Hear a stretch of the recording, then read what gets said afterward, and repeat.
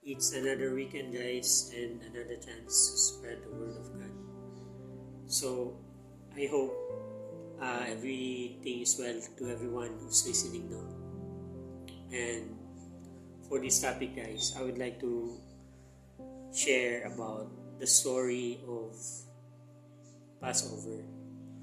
So, I think I was already discussed this topic in my previous, way before topic, videos. But as of today, I would like to tell this amazing story. So, if you have time, please embark with me. This is a treasurable story, guys, if we get hold of it and treasure it up in our heart.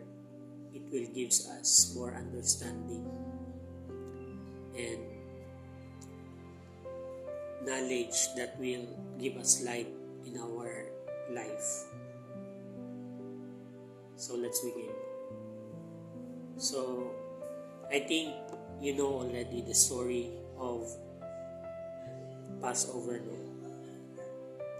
So for those still unfamiliar with these stories, I can give you the summary of the stories of this story, no? Why do Jews until today celebrate the feast of Passover? So way before,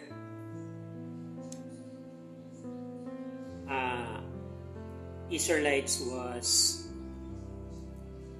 slave in Egypt. So God called Moses to deliver his people out of slavery in Egypt. So God gave 10 plagues to Egypt. And the last plague, guys, as I will summarize it, so because the story is a bit long, to cut it short. So the last plague that God sent to Egypt is the killing of all male firstborn. So Moses warned the Pharaoh to let his people free. If he will not listen to God's word, God will kill all the firstborn. So as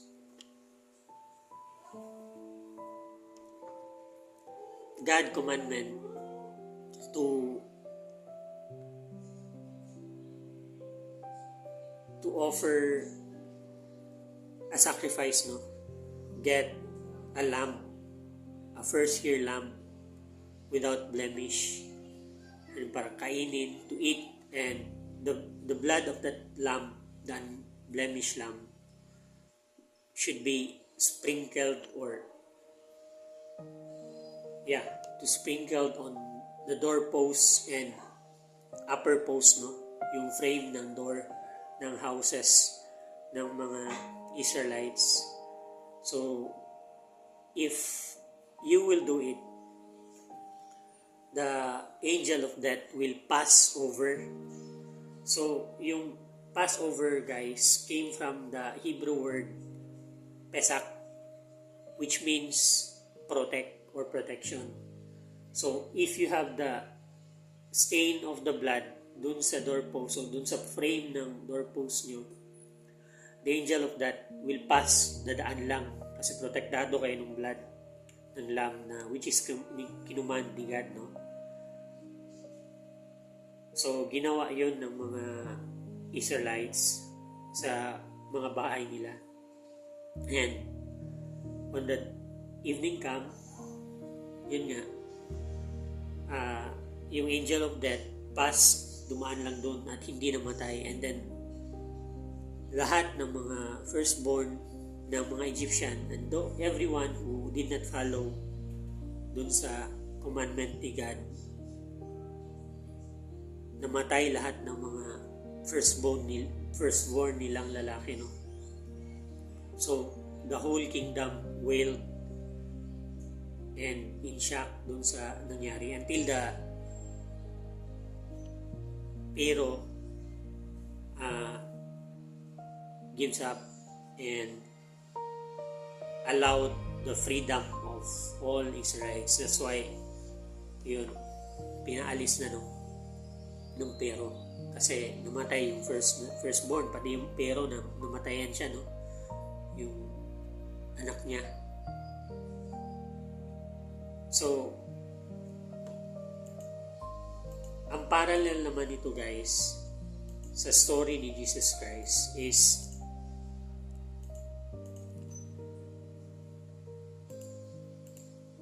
God sent another lamb. So, ito na yung gospel, no? Ito na yung good news. So, ang lamb na to is not ordinary lamb. Precious and mighty. Because He is the Son of God. So, when God sent Jesus Christ into the world to be slain, He took away all our sins and blotted out on that cross. So, lahat ng kasalanan natin, we are protected by His blood. So, yung blood niya, metaphorically, is already in us, stained in our life. So, whosoever will believe that Jesus Christ is the Son of God and sent to us by His Father to redeem us all, will not die or will not be sent into eternal condemnation, but we are protected by His blood. So, Jesus Christ is unblemished also, guys, as it is said in this scripture. In Hebrews 4:15, it is said, "For we have not an high priest which cannot be touched with the feeling of our infirmities, but was all points tempted like as we are, yet without sin." So, wala daw tayong high priest, no? For we have not an high priest. Wala tayong high priest na was not able ba, na hindi nakaka-experience ng infirmities or yung temptations or yung na-experience ng normal na tao ba. Jesus Christ is sent to become man. So, meaning, He also experienced our infirmities, yung kung ano yung na-experience natin. He cries, He feel pain, and suffering, no? As we mortals do. So, ito yung meaning nun. But was in all points tempted like as we are, yet without sin. So, Jesus Christ declared in the scripture as like a lamb without spot. So, we cannot be compared to Him, even though we are like Him as a mortal, no? For everyone have sinned and come short of the glory of God except Jesus Christ. In 2 Corinthians 5:21, it is said also, "For He had made Him to be sin for us, who knew no sin, that we might be made the righteousness of God." Who knew no sin. Si Jesus Christ. So, and in 1 Peter 2:22, it is said, "Who did no sin, neither was guile found in His mouth." Who did no sin. Walang nagawang kasalanan. Neither was guile found in His mouth. No? yung masama na nanggagaling sa kanyang bibig. Walang makikita.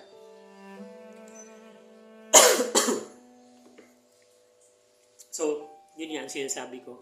Jesus Christ is our Passover also. As it is said in 1 Corinthians 5:6-8, your glorifying is not good. Know you not that a little leaveneth the whole lump? So, yung leaven na to guys, after nung na-release na yung Israelites dun sa Egypt, God commanded to celebrate Passover, no? For 7 days, to eat unleavened bread. So, unleavened bread, ibig sabihin yung tinapay na walang yeast or walang pampaalsa, no? Because yeast or leaven guys, is portrayed as a sin in us. So by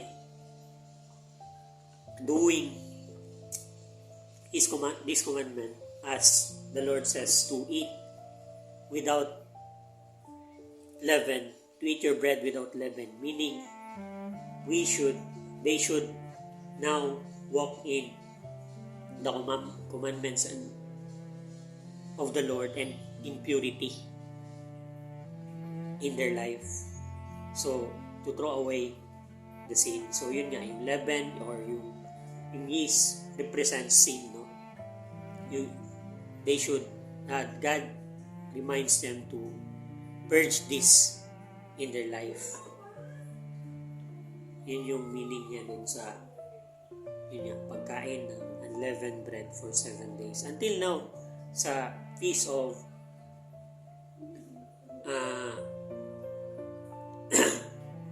I think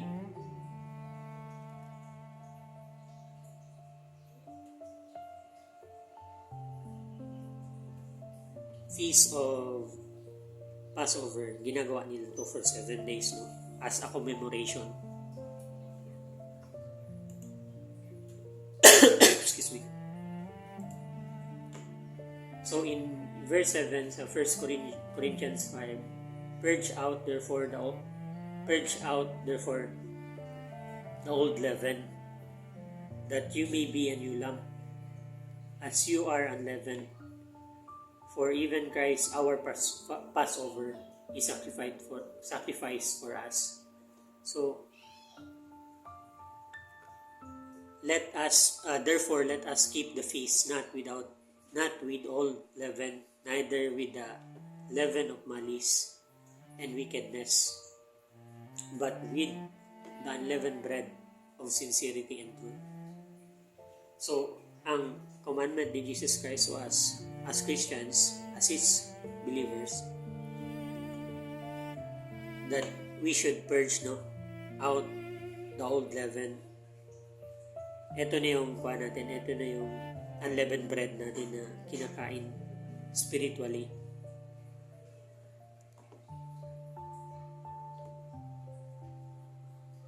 So, a little leaven at the whole lump. So, kung gumagawa ka ng tinapay, the whole lump or yung the whole roll ng bread, ng dough, pag binigyan mo yun, linagyan mo yun ng yeast before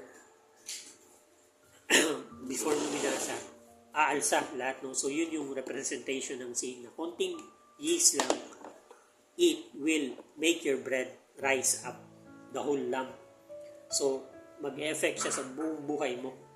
Kahit meron kang sin, kung ano pa yung sin na yan, hinayaan mo sa iyong buhay at hindi mo tinanggal at hindi mo pinagdasal sa Diyos na mawala, it will grow guys and overcome your life, and you will be caught up by this sin. So, magiging addictions mo na. Hindi ka mag-grow spiritually if you will let this sin. Ano man yung sin na yan sa'yo. So, even like porn, babae, alak,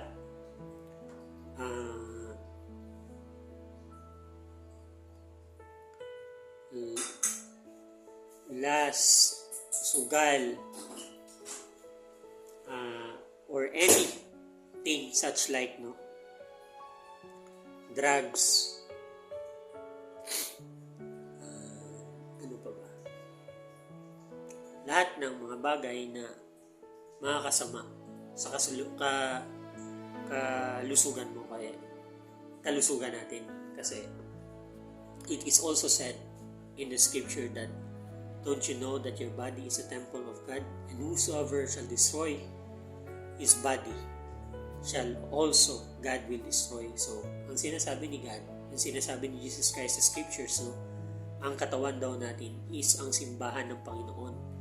Ang sino man na sisira sa simbahan ng Panginoon will also God will destroy. Kaya anything guys that you do that will destroy your body or stain your body, you must purge it out through confession to God, submitting yourself to our Lord and Savior Jesus Christ, and ask Him to purge these things in our life. We cannot do it alone. We cannot purge it or overcome it by ourselves, but by His help. Surely, with all the testimonies, with other people, no, who shared the testimonies, witnesses, ang dami-dami natin kilala mga ganun. Sa pamilya pa lang natin, sobrang dami na.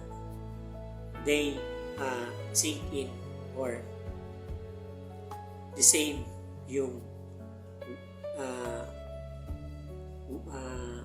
testimonies nila, no, that way before they have done so many wicked things in their life, but because they submit to Christ, they lay down all their troubles, all their problems, and all the chains that holds them to Christ, and ask Christ to cut these chains in them and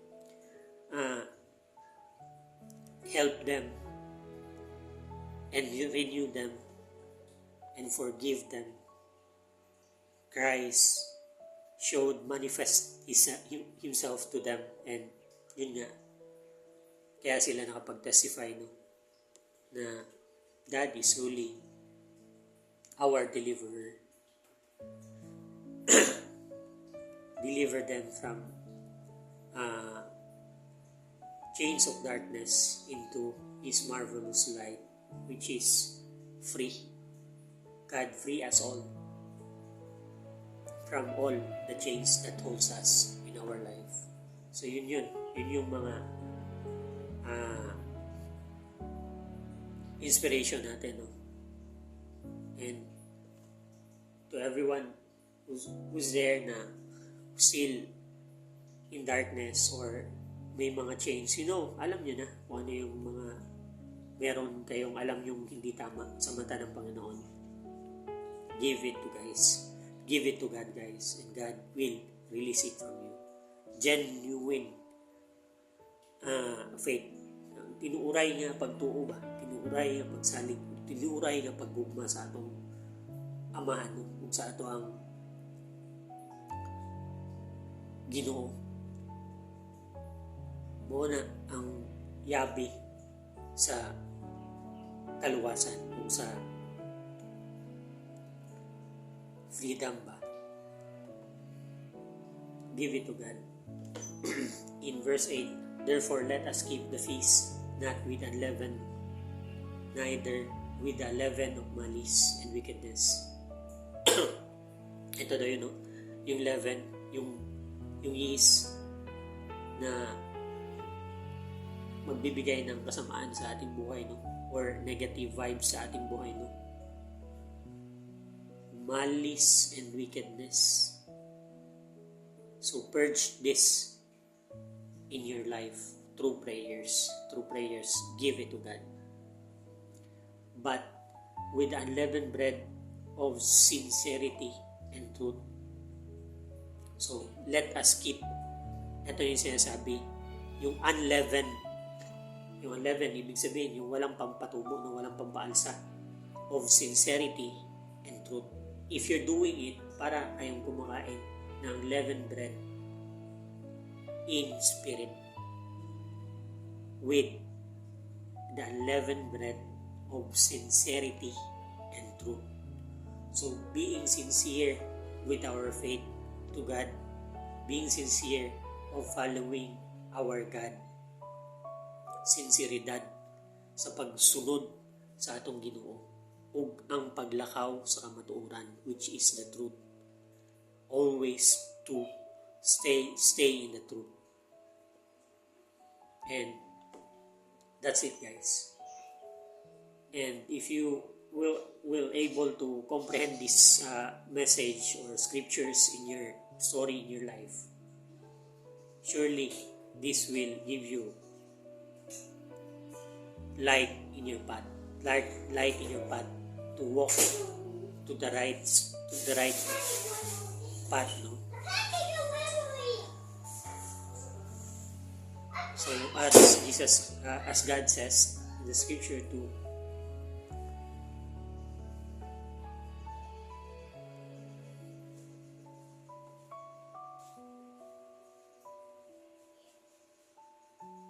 I am the light of the world. Whoever shall believe in me shall not walk in darkness, but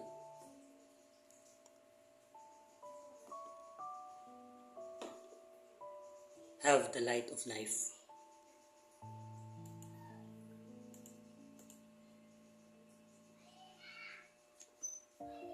So, Jesus Christ said also in John 10:18, "No man taketh it from me, his life, but I lay it down of myself. I have power to lay it down, and I have power to take it again. This commandment I have received of my Father." So, God, Jesus Christ, no man taketh his life, no? Hindi siya pinatay lang ng, drinag lang ng mga Romans dun sa Calvary, no? Or sa cross.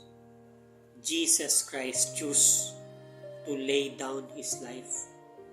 Free will niya to give his life for us, that in him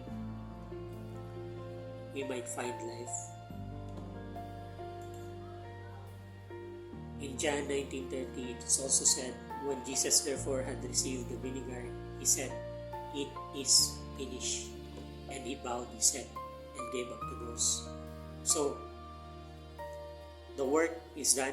It's all finished. So, dun sa mga skeptical, no, of the work of our Lord, bakit parang sinasabi nila na it's too good to be true. It's too good to be true. It's true that our salvation lies all in the sacrificial lamb, on what Jesus Christ did in that cross. That whosoever will believe and confess in his mouth that the Lord Jesus is his Lord and Savior will be saved. Wala kang kailangan gawin. If you receive that in your heart, you are sealed unto the day of redemption. But also, knowingly that you are already have been pardoned, forgiven. Hindi naman, okay, sinave na pala ako, gagawa na lang ako ng kalokohan. Foolishness to the maximum level. Kung ganun yung iniisip natin. As God says, to live in sincerity, no, and truth. So, pwede bang pag tinulungan ka ng ibang tao na pinatawad yung utang mo na napakalaki, pwede mo bang maging walang hiya ka sa tao na yun? So, gratitude, out of gratitude, thankful to God, and realization that we have sinned so much against God. Sobrang laki talaga ng utang natin, no? Against our God, but He chose to forgive us. And this great sin in us, therefore, it will push us to be more grateful, and the love of our love to Him will prevail so much in our life because of our great sin in us. Yung realization na talagang we are already in hell. What more can I say, guys? How much more should I elaborate this to all of you? We are so sinful. We are so undeserving. We are so far away from God.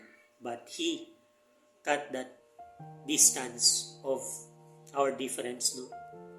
Heaven and earth, north and south, like light and darkness. He cut it short and became nigh through His blood, through His Son Jesus Christ. And we are made nigh. We are made close to our Lord because He loves us. So we must now live our life in truth and in love and in sincerity and in doing His commandments, which is to love one another as He loved us. So we are doing good works. We are doing good things, not as the key to our salvation, but being grateful to our God because He gave His life to us. In John 15:13, and I think that this is the last scripture, guys. Greater love had no man than this, that a man lay down his life for his friends. So we are friend of God. We are a friend of God, for He laid down His life for us. And also we are all to lay down our life for the brethren, for our friends. And this is the love of God that He showed us, to choose our brethren before ourselves. Pray to God, give it to God, and increase your love in your heart, guys. God will change you. And ito na yun. That's it. That's all. As I always said, let's fear God and depart from evil. Thank you for listening, guys. Ang haba na naman. Ingat kayo at God bless.